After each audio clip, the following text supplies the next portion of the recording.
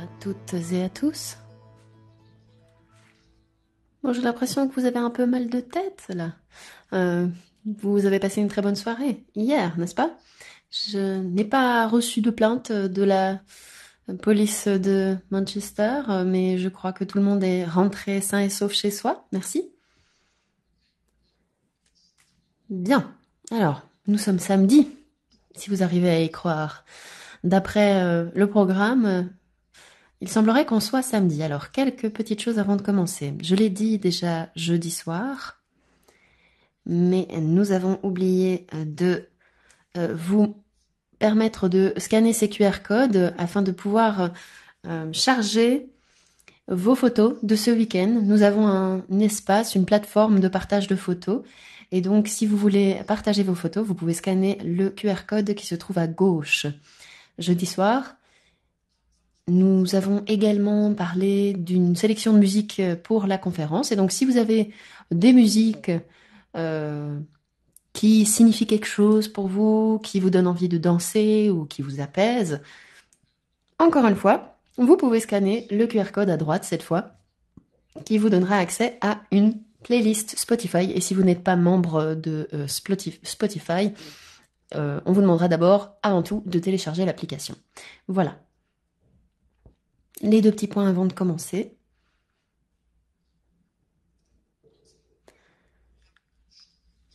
Ensuite, autre élément, on a une étude intitulée Qualify qui nous permet de rassembler des informations afin de pouvoir connaître les résultats déclarés par les patients, résultats des traitements par rapport à la cystinose.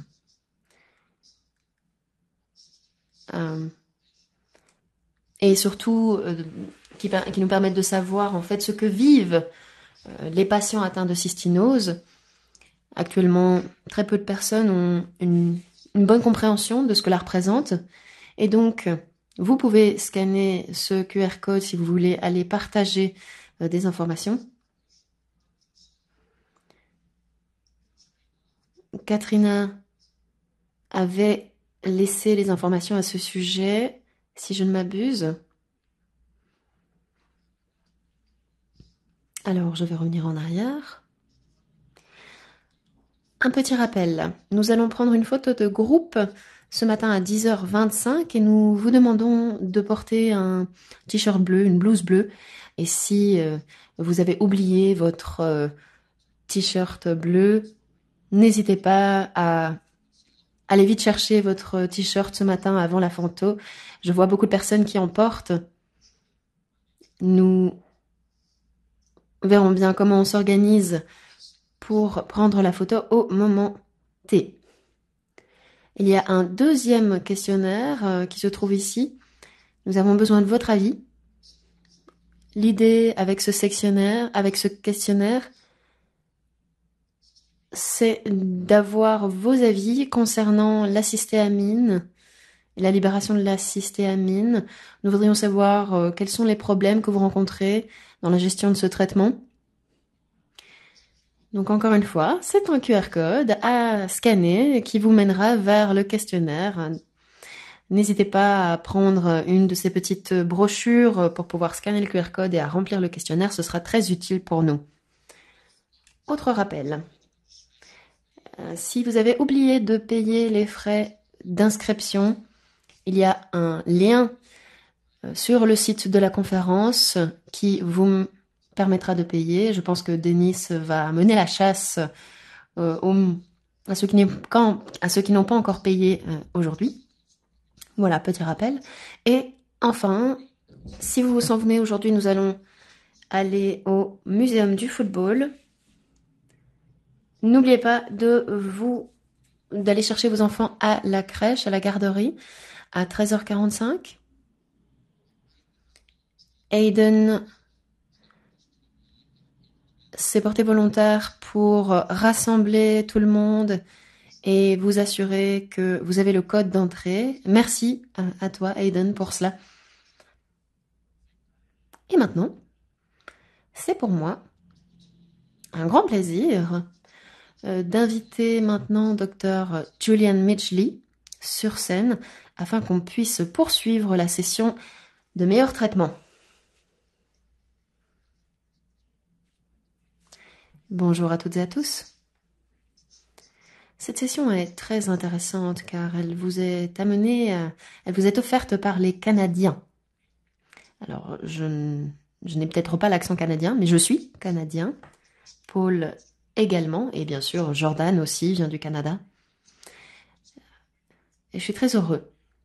Alors, si vous ne me connaissez pas, je suis un néphrologue pédiatre je travaille à Calgary, au Canada, depuis déjà plusieurs années. Et dès mon arrivée à l'hôpital où je travaille, j'ai commencé à travailler avec des patients atteints de cystinose.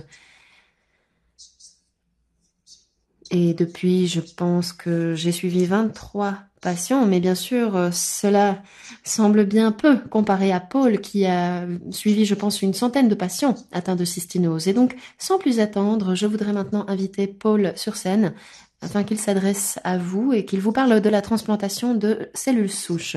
Lorsque j'ai entendu parler de ça pour la première fois, moi je me suis dit, ça ne va jamais marcher. Comment transplanter quelques cellules souches dans la moelle osseuse pourrait améliorer la situation du corps tout entier. Aussi, je me demandais pourquoi ça fonctionne. Et Paul m'a rappelé à cette réunion que lui, c'était un médecin de famille au départ. Et pour beaucoup de patients qu'il a suivis, malheureusement, eh bien, il s'est dit que être médecin de famille, ce n'était peut-être pas ce qu'il devait faire pour le reste de sa vie. Et donc, il a commencé à faire des formations en néphrologie pédiatrique à Halifax, à l'université de Los Angeles. Puis, maintenant, il est à la tête d'une clinique de la cystinose et de la transplantation. Et c'est un véritable plaisir de l'avoir avec nous aujourd'hui. Il va vous parler de ce traitement assez curieux, assez inhabituel de la cystinose.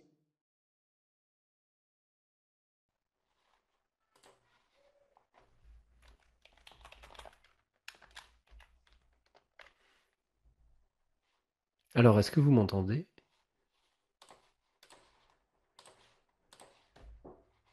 Ma présentation n'est qu'une introduction, parce que ce qui compte, ce seront les personnes après moi. Ce sont elles qui vont vous expliquer à quoi ça ressemble en réalité. Alors, voici mes transparents. Donc, l'idée est d'apprendre, et donc n'hésitez pas à poser vos questions à la volée pendant la présentation ou après la présentation. Voilà, le but est d'apprendre ensemble. Alors, on dirait que ce n'est pas le bon ordre pour mes transparents. Qu'est-ce qui se passe?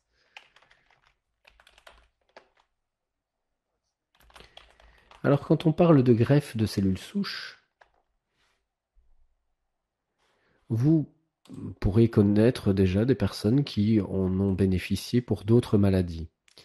Les transplantations de cellules souches ne sont pas toutes identiques. Ce qui est important à savoir, c'est qu'il y a deux types principaux de transplantation de cellules souches. Tout d'abord, celle que l'on utilise pour les patients atteints de cystinose. C'est une forme plus douce. La cellule souche du donateur et du bénéficiaire coexistent. Il ne faut pas se débarrasser des anciennes cellules souches. Il faut faire un peu de place, c'est tout. Les nouvelles cellules souches cohabitent avec les anciennes cellules souches et petit à petit, elles vont s'imposer. Ça se fait en douceur, cela ne se fait pas sans risque, mais c'est bien différent des autres transplantations que l'on réalise contre le cancer. Souvent, c'est à celle-là qu'on pense. Et en réalité, il faut tuer toutes les cellules de cancer dans le corps, sinon le cancer pourrait se résorber, revenir. C'est bien plus lourd et le risque de décès est bien plus élevé dans ces cas-là, le risque de complications aussi. Et ce n'est pas ce processus-là que l'on envisage pour les patients atteints de cystinose.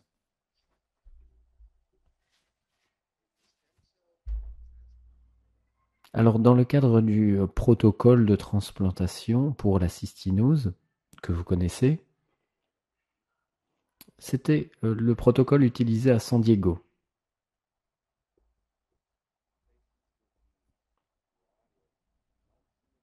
Alors, on rencontre les patients des mois à l'avance et on arrête les gouttes de cystéamine. Ensuite, 2 mois avant la transplantation, on effectue ce que l'on appelle une mobilisation de cellules souches. Cela veut dire que les patients se rendent à la clinique et se font injecter un médicament. En raison de ce traitement, les cellules souches quittent la moelle osseuse où elles vivent généralement, puis circulent dans le sang.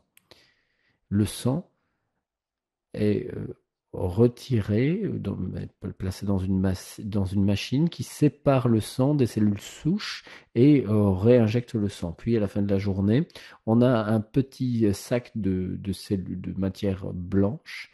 Puis on utilise euh, ce, ce, euh, ce sac dans le cadre du processus. Si tout fonctionne, elles sont congelées. Les patients reviennent 3 semaines avant la transplantation, ils arrêtent la prise de cystéamine. Et puis, lors du jour, de 5 jours avant la transplantation, on fait le conditionnement. À ce moment-là, on reçoit un médicament que l'on utilise également dans le traitement du cancer pour tuer, pour faire de la place en réalité.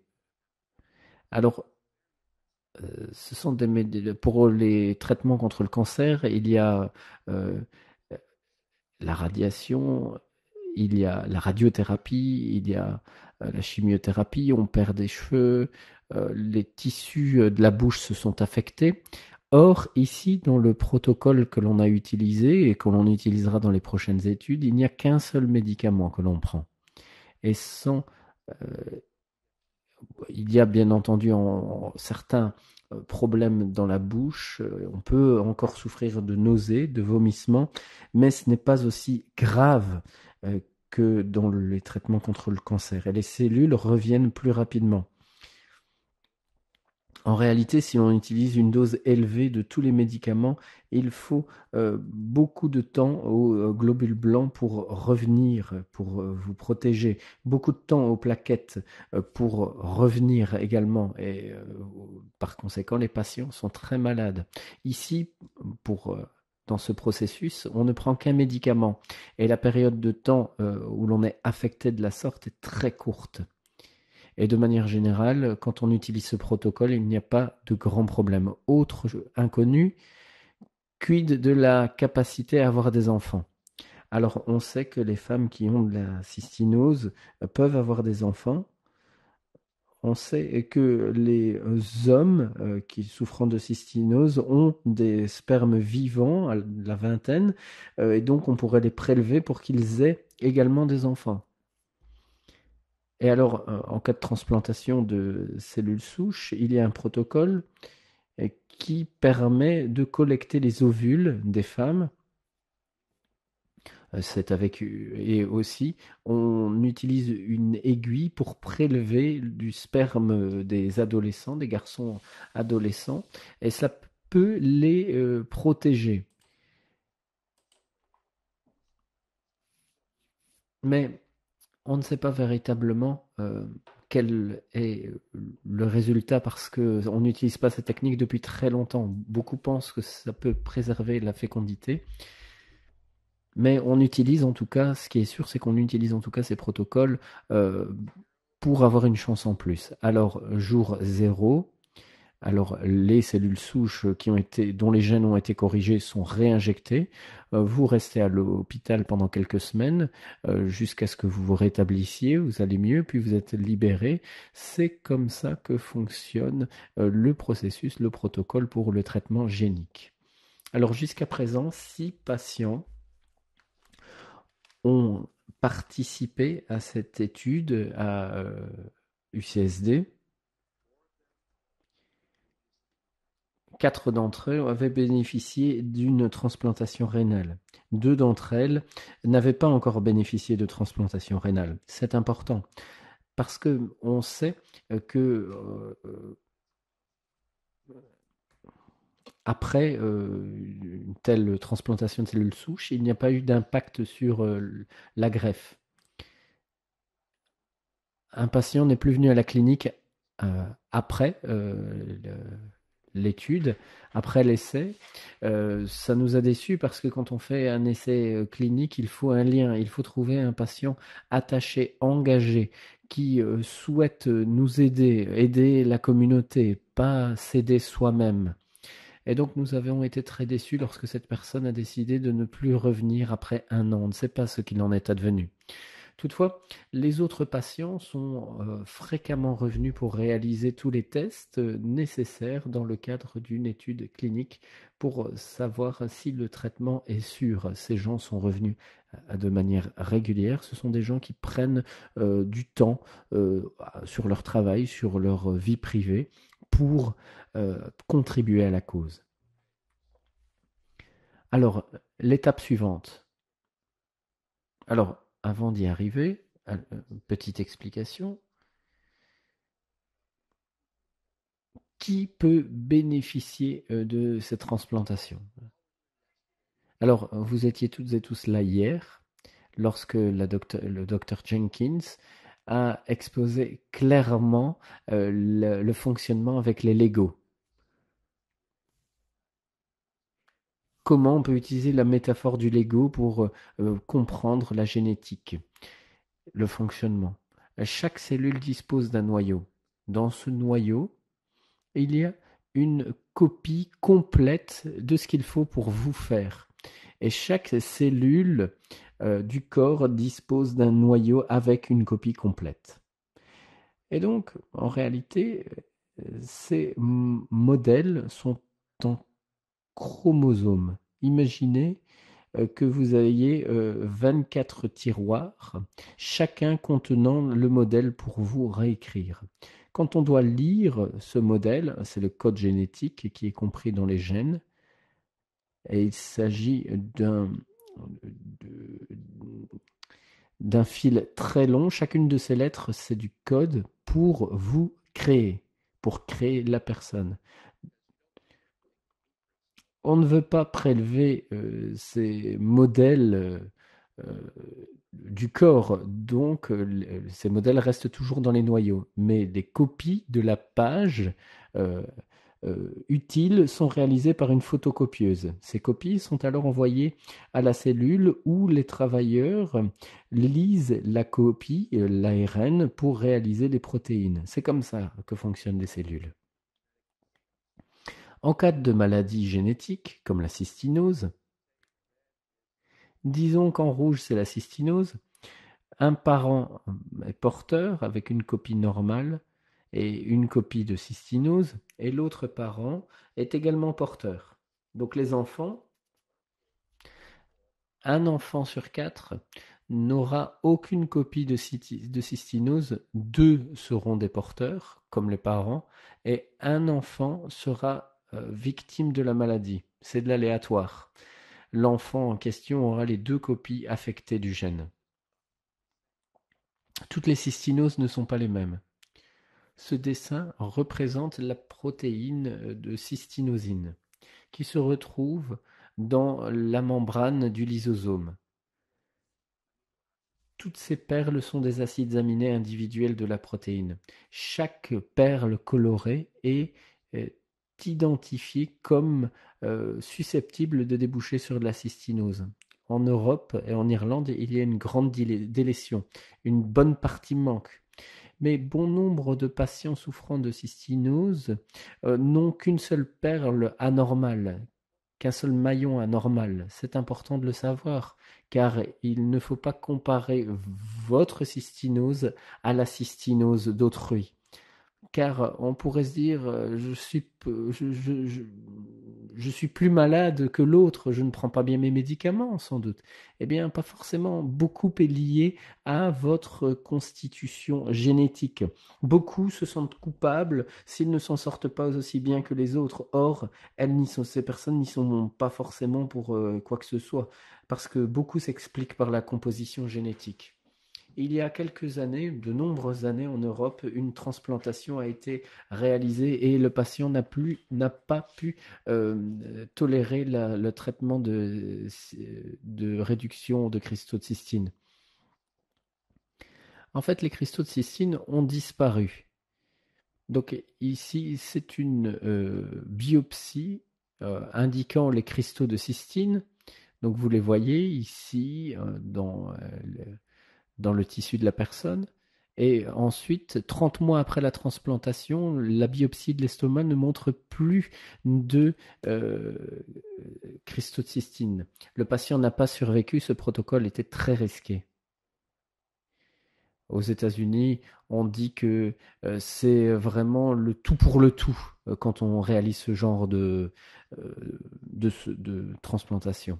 Alors, les cellules souches, de quoi s'agit-il? Ces cellules dans le corps génèrent les cellules sanguines. Les cellules souches sont fainéantes. Il n'y en a qu'une dizaine de milliers dans le corps. Et elles ne se divisent qu'une fois par an. Le reste du temps, elle reste les bras croisés, elle regarde ce qui se passe.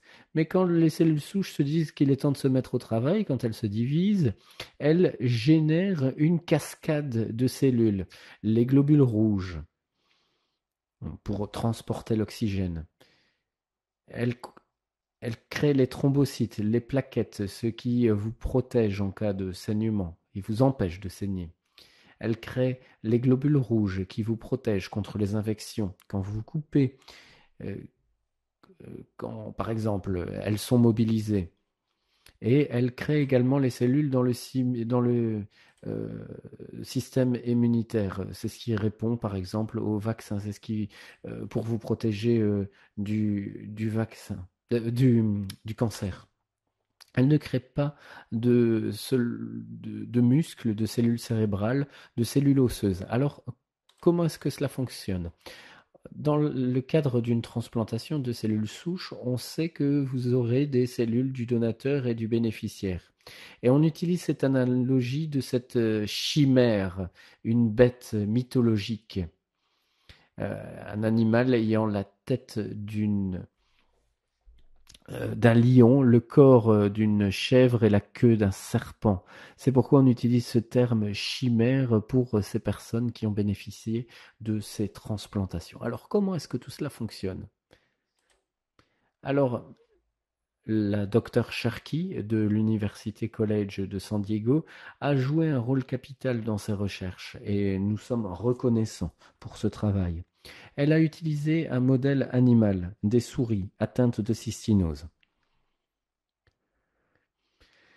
Un vecteur est utilisé, c'est un ensemble d'ADN qui originalement était une version de VIH et qui parvient très bien à s'insérer dans les cellules et dans l'ADN. Ils en ont retiré toutes les parties délétères et tout a été remplacé par l'intégralité du gène de la cystinose. Et il y avait des parties qui expliquaient comment aller dans la cellule, comment aller dans l'ADN. Donc c'est extrêmement compliqué en matière de biologie moléculaire. Et ça a permis de réparer la souris atteinte de cystinose. C'était le résultat. Donc en fait, ils ont remplacé l'intégralité du gène de cystinose. Donc si l'on fait en sorte qu'un traitement traite un seul acide aminé, il faudrait faire des centaines de traitements. Mais si on remplace l'intégralité du gène, peu importe le type de cystinose dont le patient souffre. Et pour les êtres humains, comment cela pourrait-il fonctionner? L'idée est de prélever les cellules d'un enfant, du patient, de l'adulte, on les cultive en laboratoire, on insère cet ADN, les cellules corrigées sont gelées, on réalise, on fait de la place et on le réinjecte. Et on espère que tout ira pour le mieux. Dans le cadre de ce protocole, le gène de cystinose se rend dans l'ADN et ne remplace pas l'ancien. Il cohabite.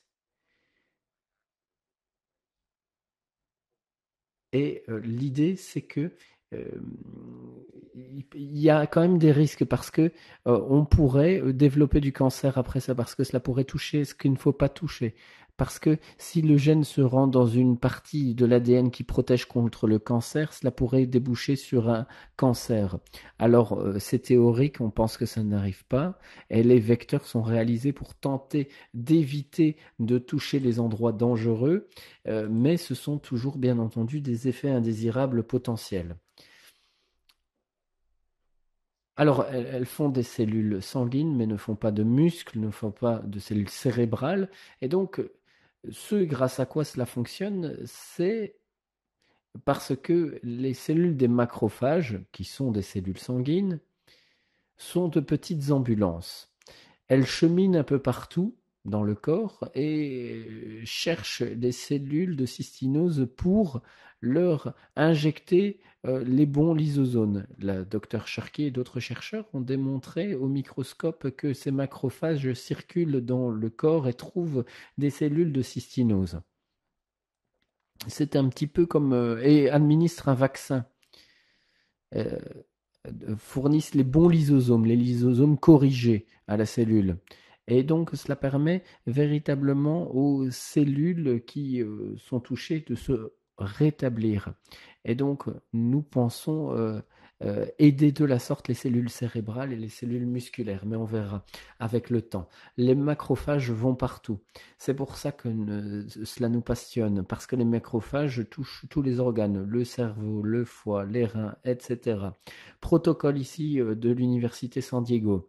C'était le bâtiment, c'était le groupe avec l'un des patients, et c'est la transplantation de cellules souches. Donc, quand, quand on pense à tout ce qui est fait pour cette transplantation et qu'on voit ce que c'est, quelqu'un qui est dans un lit et qui a tout simplement une injection de cellules souches, ce n'est pas vraiment très impressionnant. Pour un patient, ce n'est pas vraiment très impressionnant. C'est quoi? C'est tout, cette transplantation de cellules souches? C'est pas fameux. Alors que les docteurs, eux, sont tout fous, bien entendu, parce que c'est de la science très poussée. Le protocole est très intense, est très pointu. Il y a énormément d'études. Il y a les études sur la fonction musculaire, la fonction neurologique, la fonction pulmonaire. Alors, les rectobiopsies, alors ça, les patients adorent, évidemment. Ça se fait éveiller en plus. Donc voilà, on vous en parlera peut-être un petit peu davantage.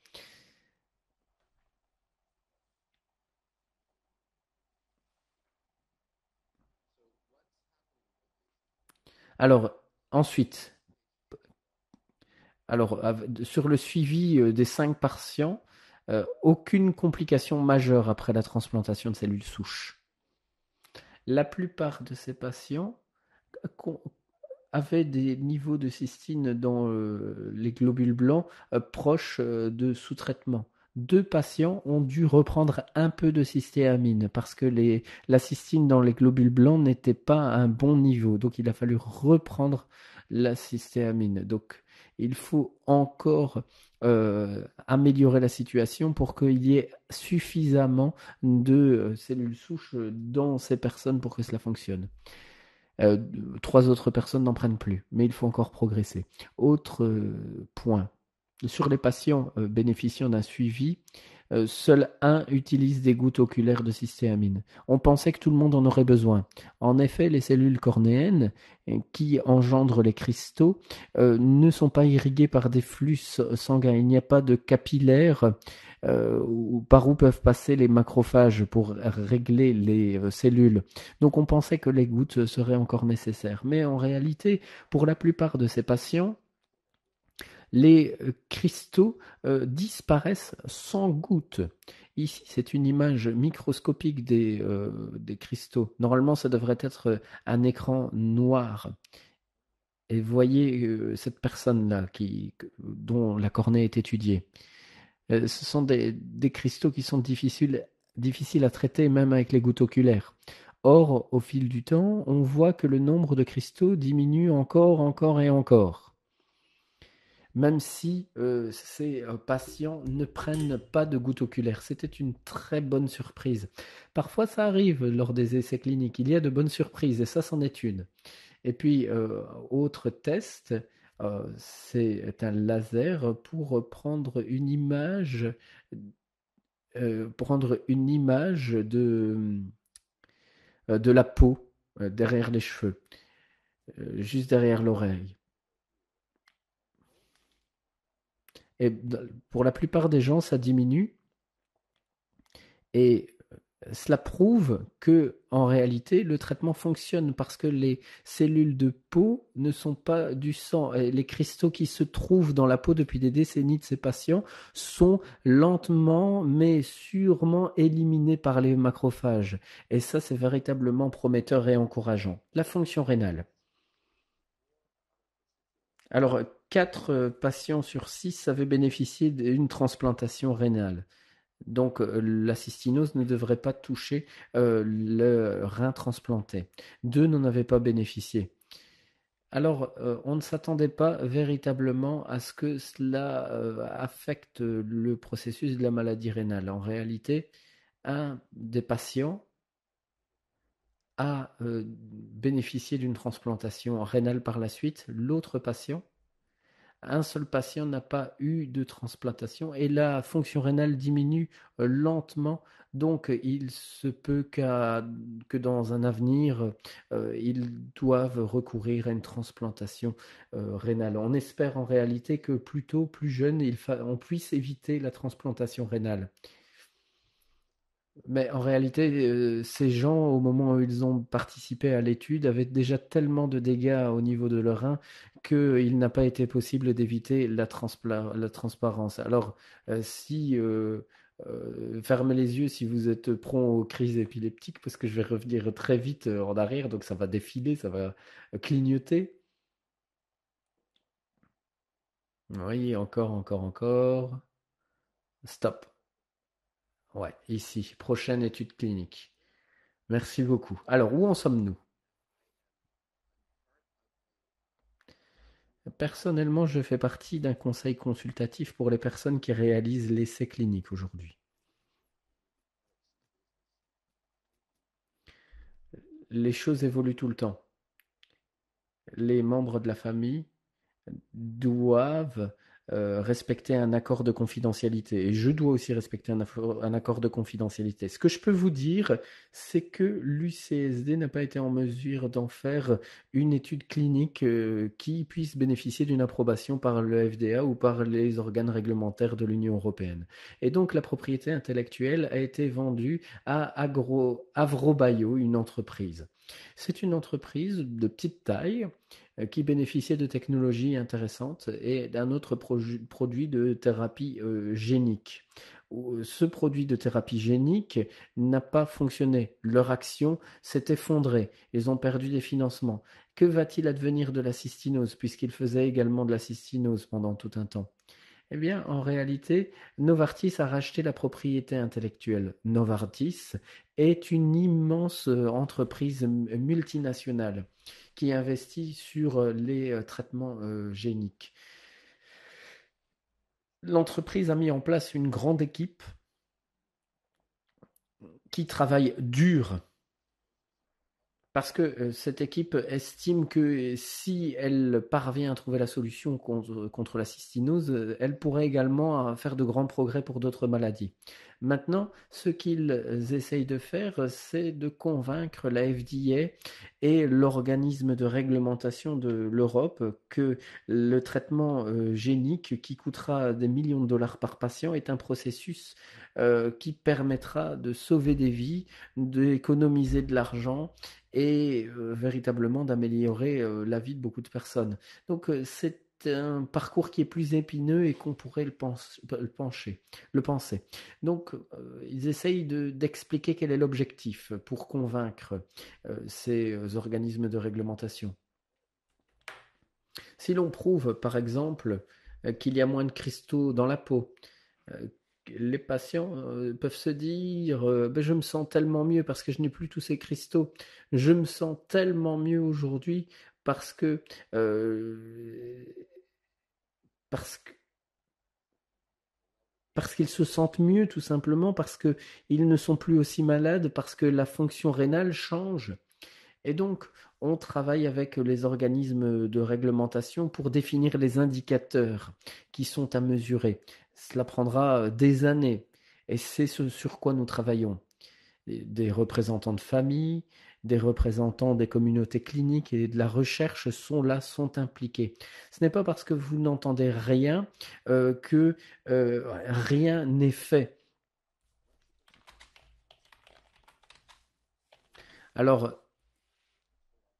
ensuite, une fois que c'est possible, des indications sont mises en avant.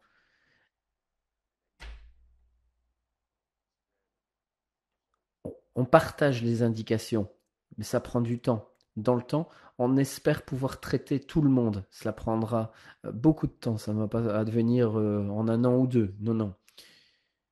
C'est un processus qui s'étalera sur 5 années.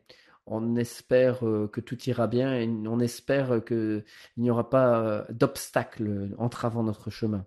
Voilà, j'en ai fini avec ma partie de la présentation et à présent, je voudrais vous donner la parole.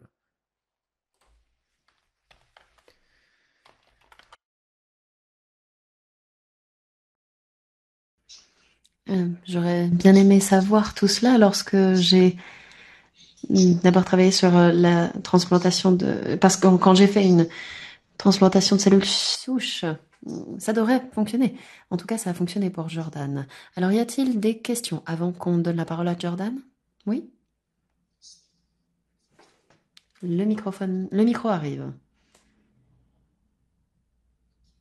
Merci beaucoup pour cette présentation, c'était très intéressant.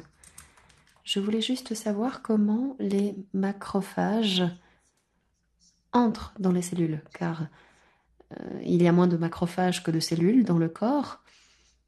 Aussi, comment ces macrophages transmettent-ils le gène, du moins si c'est bien le gène qu'ils transmettent et non pas la protéine, je ne suis pas sûre. Donc ma question est-ce qu'ils transmettent aux cellules une protéine fonctionnelle ou bien un gène modifié? Et deuxième question, comment font-ils? Y a-t-il des récepteurs bien spécifiques? Alors, si vous vous rappelez vos cours de biologie, vous vous rappelez de ces animaux, de ces petits animaux à cellules uniques, eh bien, les macrophages ressemblent très fort à ces petites cellules. Ils se rendent dans les tissus, ils cherchent des débris à attraper.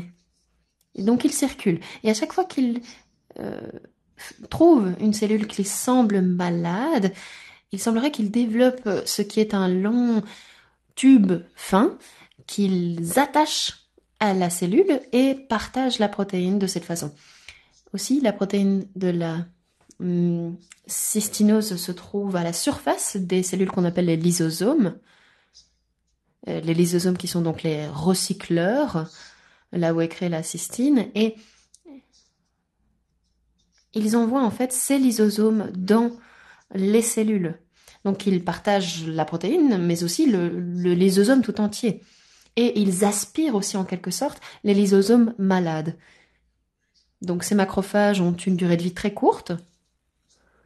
Ils ne vivent que quelques jours, ils sont produits en continu et circulent en continu dans le corps. Ça répond à votre question? Parfait. Y a-t-il d'autres questions?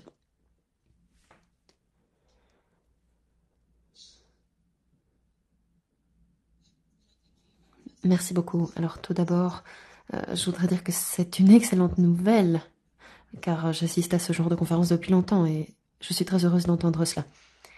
Alors, si j'ai bien compris, ce genre d'étude est menée actuellement aux États-Unis. Quand cela atteindra-t-il d'autres pays? Combien de temps faudra-t-il aux patients pour être traités? Euh, je n'ai pas très bien entendu la fin.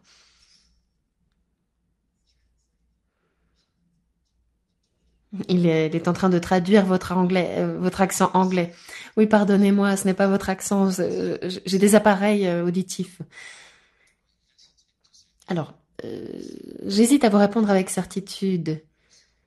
Moi, je travaille dans la médecine depuis 40 ans. Et c'est arrivé très souvent que des chercheurs ambitieux disent: oh mais si, dans 5 ans, on va avoir des voitures volantes, dans 6 ans, on va avoir ceci, dans 5 ans, on va avoir cela. Je ne sais pas. Nous espérons que cette étude va être lancée, qu'on va pouvoir assurer le suivi de nos patients, qu'on va pouvoir voir notre protocole approuvé d'ici 5 ans. Nous savons que Novartis travaille avec les autorités de réglementation européennes. Et une fois que quelques patients auront suivi ce traitement aux États-Unis, nous essayerons d'aller plus loin, mais qui vivra verra. Et bien sûr, nous allons essayer d'agir aussi rapidement que possible. Merci pour cette honnêteté. Oui, et alors, hier, on a parlé aussi du CF10, non, on a parlé des recherches du projet mené par Rose, Dr Rose. Et je pense que ce projet peut déjà faire la différence en attendant. Bien sûr, le traitement à la cystéamine peut vous garder en vie, mais bien sûr, les patients qui les prennent savent que ce n'est pas très facile de suivre ce traitement. Donc, entre-temps, nous avons d'autres solutions qui peuvent vous aider. Y a-t-il d'autres questions? Encore une question, oui?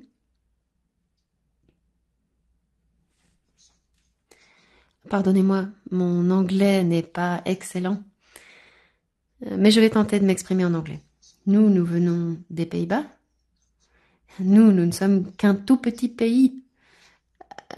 Pourrions-nous un jour voir nos enfants bénéficier de tout ce que vous êtes en train de tenter de faire?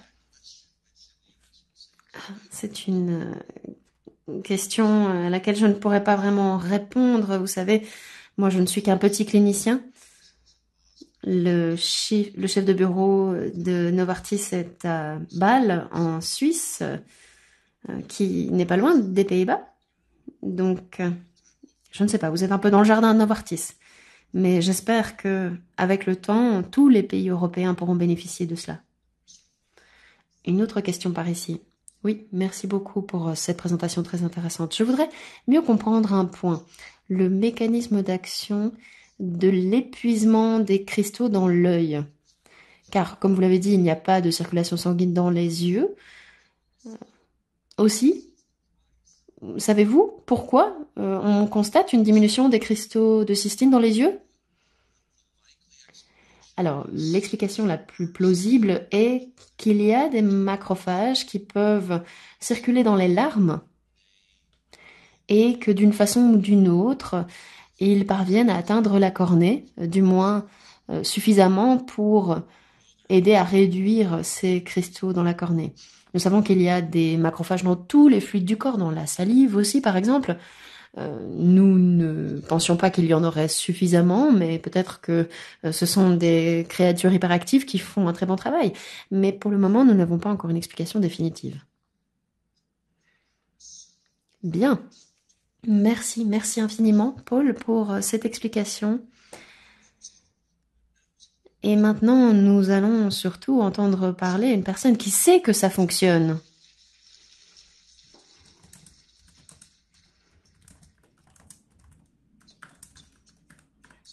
Il y a environ 24 ans, j'ai reçu un appel de Winnipeg. On me demandait si je pouvais traiter un patient pendant la période de Noël, car le diagnostic de cysténose venait d'être établi, et cette personne vivait à Alberta, et elle devait aller à Manitoba, car c'est là que les médecins savaient comment diagnostiquer la cysténose. Alors, Jordan ne se souvient pas de notre première rencontre, car il n'avait que 9 mois.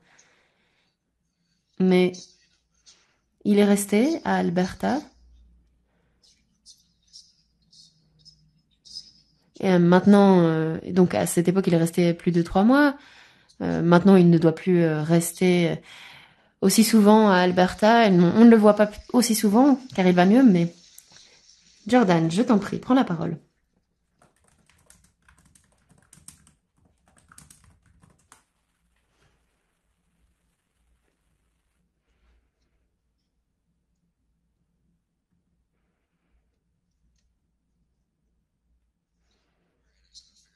Bien, alors, tout d'abord, il faudrait que je comprenne comment fonctionne ce système.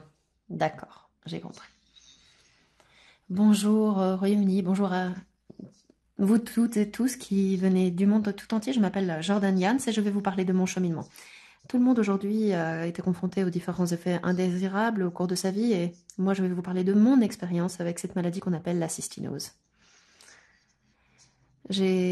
Mon diagnostic a été posé quand j'avais 8 mois et les années les plus jeunes de ma vie étaient difficiles avec le rachitisme, les vomissements près de 12 fois par jour, les médicaments, tout ce qui est typique à la cystinose en gros. Au fil du temps, j'ai appris ce qui fonctionnait pour moi, ce qui ne fonctionnait pas. J'ai tenté de consommer différents aliments, différentes boissons. Parfois, mes nausées se poursuivaient alors que j'étais à l'école. Les enfants autour de moi ne comprenaient pas que je devais prendre 27 pilules avant de venir à l'école.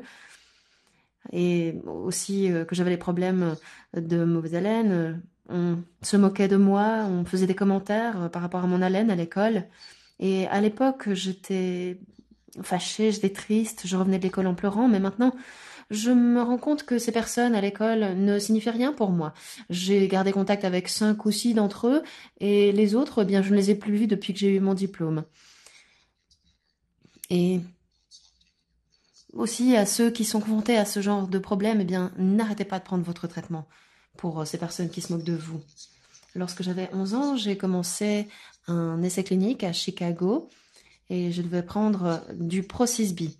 Lors de la première année de mon traitement, j'ai dû aller près de 50 fois à Chicago et j'ai passé ma 5e année dans l'avion, mais en vrai, c'était ma mère qui a passé ma 5e année de primaire dans l'avion, alors que moi, je dormais. Lorsque j'étais à Chicago, j'ai pu rencontrer des personnes absolument incroyables. À chaque fois, je séjournais dans le même hôtel et le personnel de cet hôtel est un peu devenu ma deuxième famille. Je m'y sentais chez moi.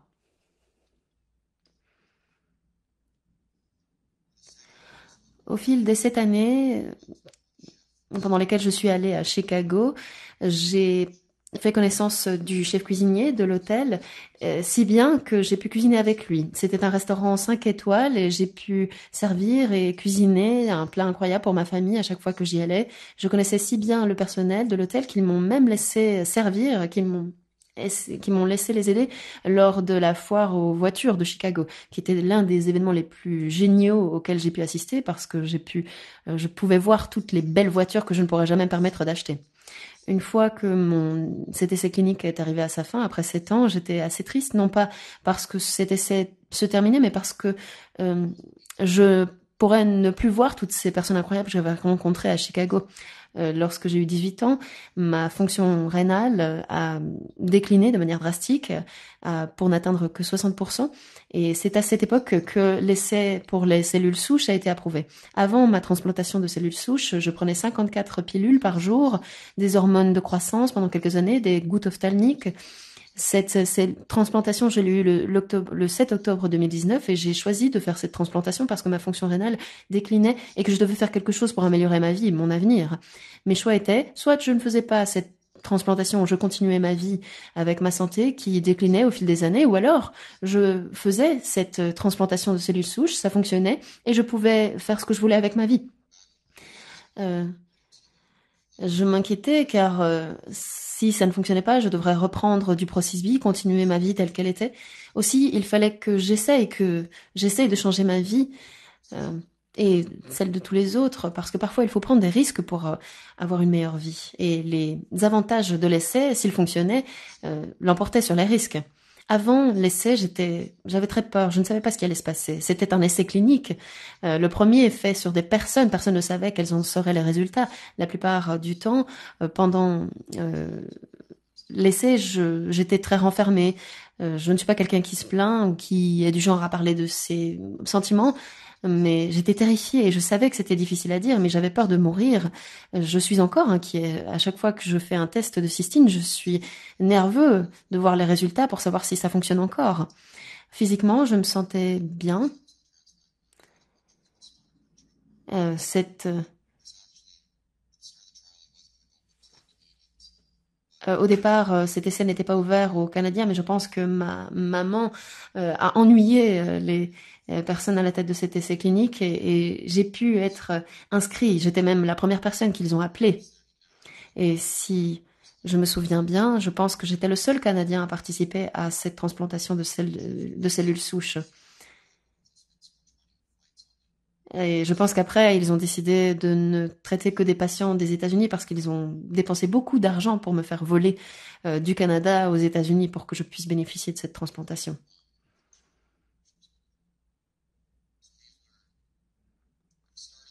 Alors, au début de l'essai, j'ai dû passer des tests. Et je sais que maintenant, le nombre de tests a été diminué de moitié. Donc, maintenant, il n'y a plus autant de tests à faire, notamment des tests oculaires. Mais ils ont commencé avec moi et ils ont même dû prendre des machines pour effectuer des tests ophtalmiques qu'ils n'utilisaient quasi jamais. Ils devaient les déboussiérer avant de les utiliser. Une fois, ils m'ont injecté un produit teinté dans mon bras pour voir si ce produit atteignait mes yeux et aussi pour voir à quel point ce produit coloré circulait rapidement ou non dans la circulation sanguine. Et à gauche, vous voyez une photo des centaines de tests ophtalmiques que j'ai dû faire. Alors moi, je suis très sensible des yeux, donc c'était très ennuyeux pour moi. Mais maintenant, je sais que ces tests sont diminués de moitié. Et je pense que le test que vous voyez sur la photo de gauche, eh bien, ils le font encore. Ici à gauche, vous voyez ma PICC line, donc mon cathéter. Et donc en fait, que font les médecins? Eh bien, ils font une petite fente dans votre bras, puis ils insèrent un cathéter. Et je pense que ce cathéter arrive à quelques centimètres de votre cœur. Et à droite, vous voyez une photo de moi pendant l'aphérèse de mon sang. J'ai dû faire 3 jours d'aphérèse. Donc c'est une machine il y a une machine qui filtre le sang, qui collecte les cellules, des cellules bien spécifiques. Je pense qu'il récoltait des cellules dans 3 fioles différentes. Et tout est séparé pour ensuite être génétiquement modifié. Et je sais que c'est un peu étrange, mais le premier jour où j'ai dû faire cette aphérèse, eh bien moi je n'avais jamais vécu de tremblement de terre. Et dès qu'on a commencé à appuyer sur le bouton Start de la machine d'aphérèse, j'ai eu l'impression que j'allais m'évanouir parce que tout a commencé à trembler et j'ai eu l'impression que ça allait. J'avais l'impression que c'est parce que ça allait fonctionner, mais au final, je me suis dit que ce n'était peut-être pas une si bonne chose. Donc physiquement, avant l'essai, je me sentais bien, je n'avais pas à me plaindre, je vivais ma vie comme d'habitude et excusez-moi, mais ma vie était un peu merdique. J'ai fait cette transplantation de cellules alors que ma fonction rénale était à un peu moins de 50%, et elle a augmenté lors de l'essai clinique parce que je prenais des fluides par intraveineuse, mais après, malheureusement, lorsque je suis rentrée chez moi, ma fonction rénale a décliné parce que mon rein était en trop mauvais état. Alors, pendant cet essai clinique, pendant 25 jours, j'étais sur le même étage de l'hôpital. J'ai pris quelques vidéos que je voulais vous montrer, mais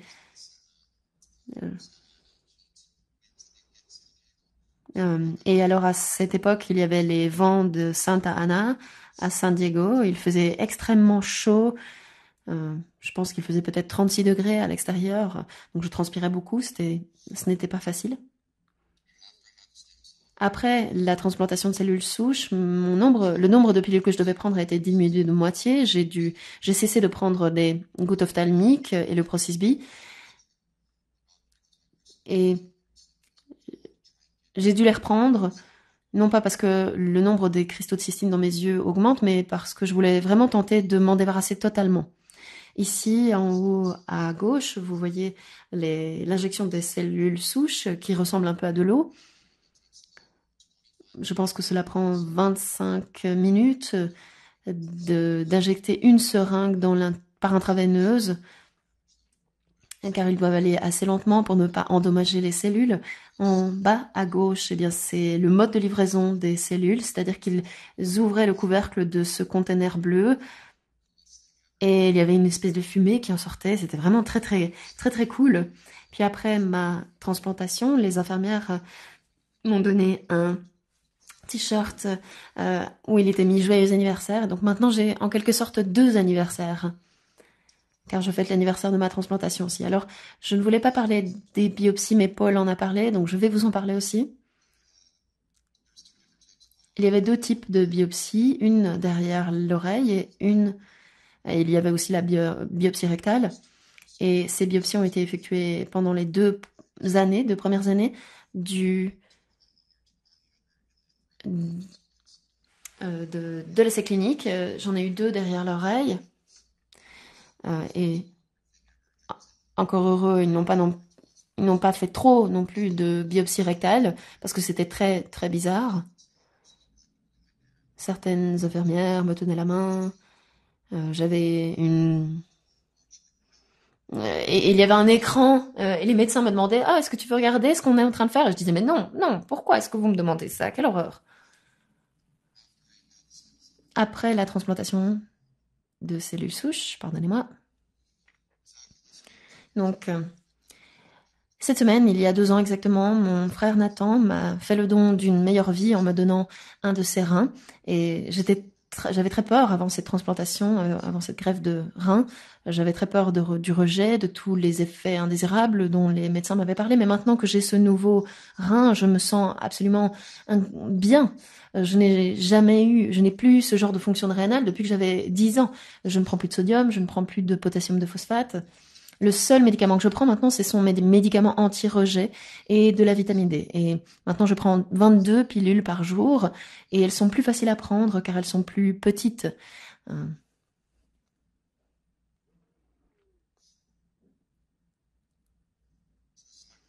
Voilà, ici une photo de mon frère Nathan. Bonne histoire. Maintenant, il a 30 ans. Il avait 28 ans quand il m'a fait don de son rein. Il n'avait jamais eu de rendez-vous chez le médecin. Avant ça, il a toujours été en très bonne santé.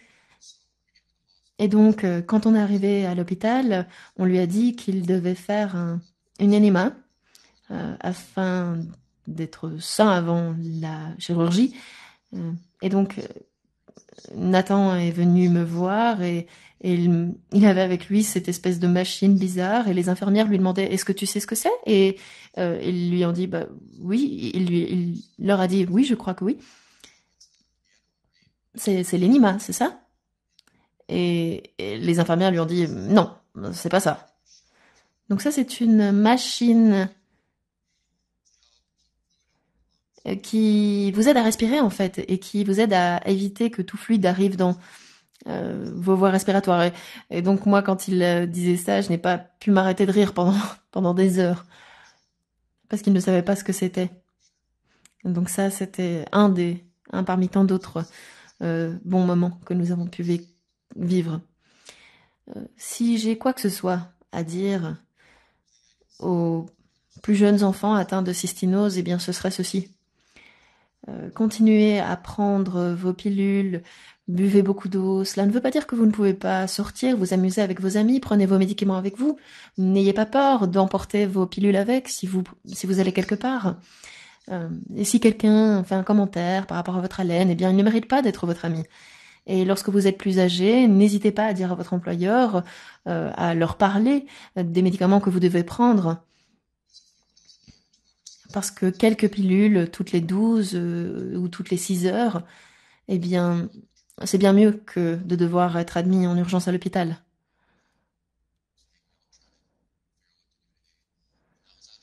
Et ici, vous avez une photo de moi et de Stéphanie que j'ai rencontrée pour la première fois en 2016 ou 2017. Si je me souviens bien, en haut à droite, c'était ma remise de diplôme avant la transplantation de cellules souches. En haut à gauche, c'était moi hier. En bas, c'est mon frère et ma nièce. En haut à gauche, c'était quand j'étais à San Diego et que j'ai pu sortir de l'hôpital enfin, et que ma sœur et moi avons été à la mer. En haut à droite, eh bien, c'était moi qui jouais aux jeux vidéo avec ma sœur. Donc j'ai vécu pendant 4 mois à San Diego pendant l'essai clinique. J'ai passé un mois à l'hôpital. Puis ensuite, j'ai passé les 3 autres mois à l'hôpital.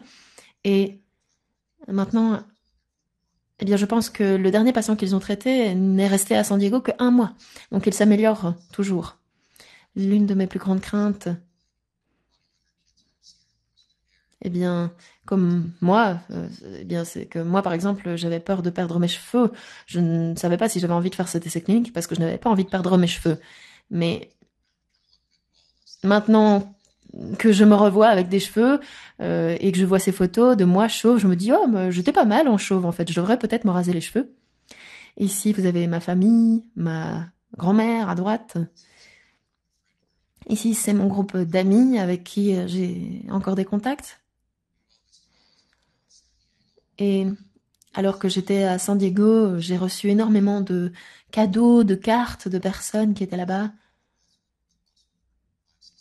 Et donc j'allais 5 à 6 heures par jour à l'hôpital pour faire des tests. Et presque chaque jour, j'avais un paquet Amazon avec des cartes, des cadeaux qui venaient de partout dans le monde, de l'Australie, de l'Europe. Et vraiment, ça illuminait ma journée. Aussi, je voudrais vraiment remercier toutes les personnes qui m'ont envoyé tous ces cadeaux, car c'était vraiment incroyable d'avoir ce genre de soutien alors que j'étais à San Diego. Donc, merci, merci beaucoup.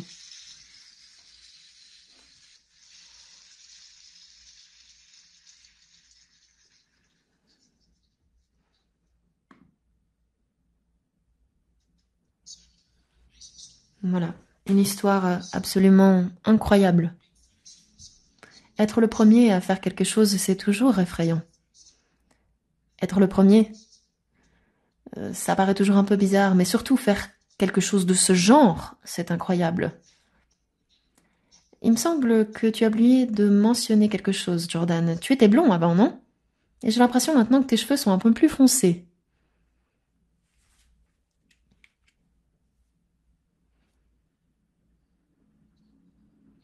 Moi ici, en haut à droite. En haut à droite, c'était avant la transplantation de cellules souches. Je suis avec mon frère et ma sœur. Et ici, sur cette photo, avec Stéphanie en 2017, effectivement, j'avais les cheveux blonds très clairs. Oui, et ça, c'est le pouvoir des macrophages. Les macrophages vont partout. Ils vont dans les yeux, dans les follicules pileux, et les transforment aussi. Il y avait certaines choses qu'on n'avait pas anticipées. Et donc vraiment, on a mené des expériences en fait sur Jordan. On ne savait pas vraiment ce qu'il allait se passer, pas exactement. Et il a vraiment été un pionnier pour nombre de choses. Alors, y a-t-il des questions? Qu'est-ce que quelqu'un voudrait-il ou voudrait-elle poser des questions à Jordan?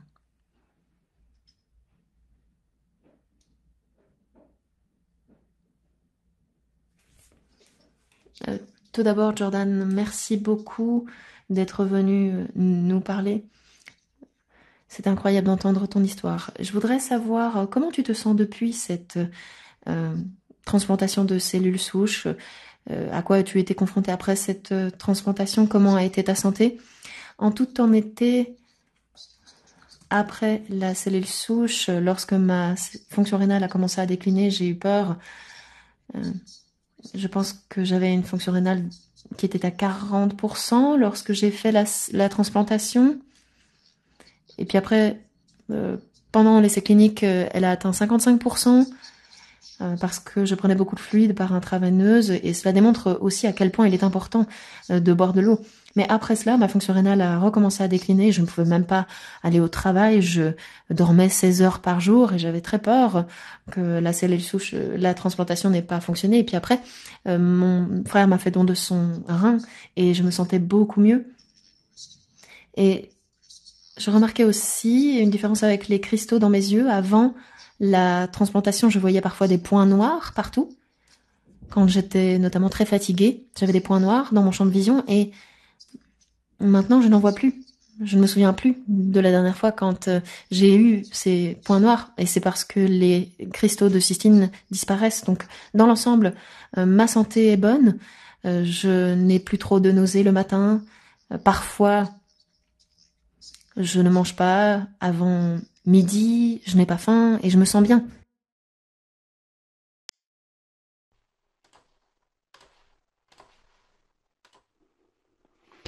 Merci beaucoup, Jordan, d'avoir partagé votre histoire avec nous. C'est très important pour tous les patients ici. Vous avez beaucoup parlé de tests médicaux et le soutien mental. Qu'en était-il à l'époque et aujourd'hui? C'est un changement de vos perspectives de vie. C'est un bouleversement. Oui, j'ai bénéficié d'un soutien mental quand j'étais à l'hôpital à San Diego. Je ne l'ai jamais utilisé en réalité parce que je ne suis pas quelqu'un qui apprécie parler de ses sentiments en fait. Alors, ma vie a changé. euh, Après la transplantation rénale, je me sentais mieux. Alors, auparavant, ma vie, auparavant, je devais prendre énormément de comprimés. Donc, après la transplantation, ça a tout changé parce que j'avais toujours l'impression d'oublier de prendre mes comprimés. Vraiment, la transplantation change la perception de la vie. Alors, certaines personnes préfèrent parler et donc ont besoin d'un soutien mental. Ça n'a pas été mon cas.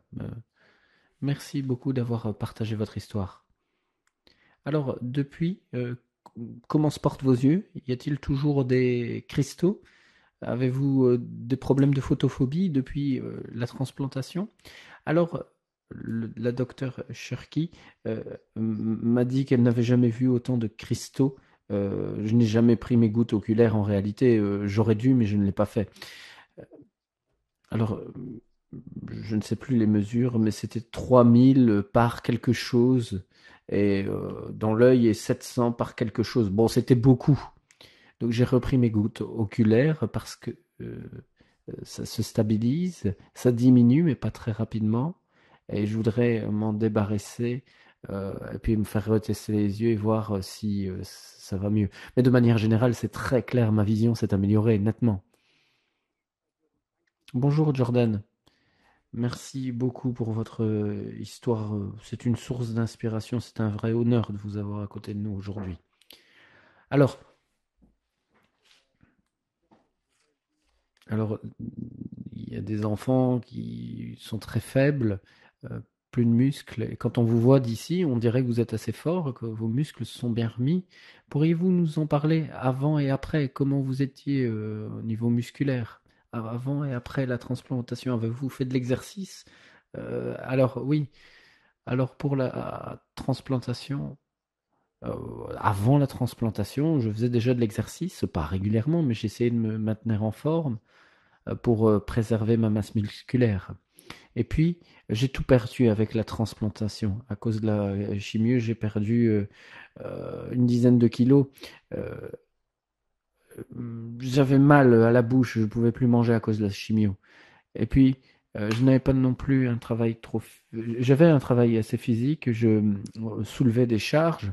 Et puis, quand je suis revenu, c'était difficile, mais j'ai cherché à travailler 3 jours par semaine euh, pour me remuscler, en fait.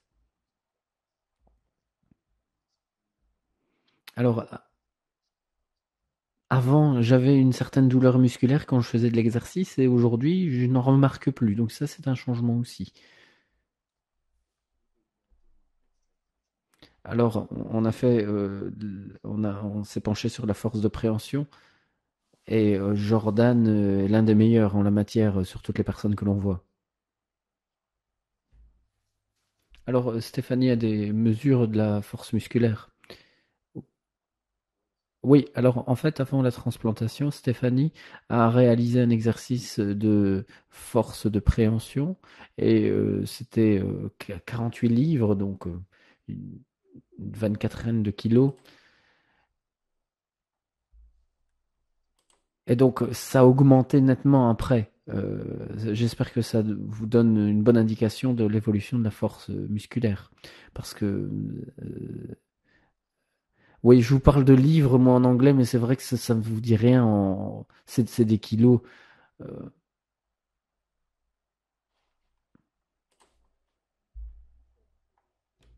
alors, quelles sont vos perspectives pour l'avenir? Vous projetez-vous pour l'avenir? Est-ce que vous avez changé votre perception de l'avenir? Oui, complètement. J'ai complètement changé de perception de l'avenir. Alors, je faisais un travail assez physique. J'étudiais pour la boucherie, la charcuterie. Euh, faire je voulais vraiment ma propre entreprise. Et ce sont des gens qui travaillent d'arrache-pied, ils font 16 heures par jour, ils sont complètement épuisés. Et je me souviens d'avoir vu l'enfant d'une de ces personnes qui était triste. Et puis j'ai décidé de changer de carrière. Maintenant, il y a 2 mois, j'ai changé complètement. Je fais plutôt dans le jardinage. J'explique, je forme aussi des personnes. Euh, c'est une meilleure, c'est vraiment mieux au niveau mental pour moi. Ça m'aide clairement et j'ai un meilleur équilibre vie privée vie professionnelle, donc c'est vraiment mieux pour moi.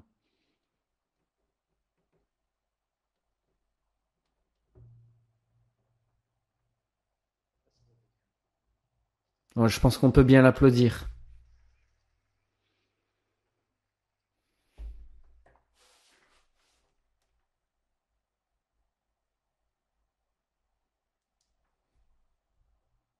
Alors, petite touche finale. Alors, je ne suis pas moi-même père d'un enfant atteint de cystinose, mais j'en connais beaucoup. Avoir un enfant qui est malade, c'est très difficile. Alors j'ai rencontré la maman de Jordan et cette femme n'a jamais arrêté. Elle, elle n'a cessé de poursuivre la docteure Jerky et son équipe. Et ça aurait été vraiment bien d'avoir votre maman ici euh, pour expliquer ce qu'elle a vécu. Parce que vous avez vécu des choses difficiles, mais vous aussi, je pense qu'on peut applaudir votre maman aussi.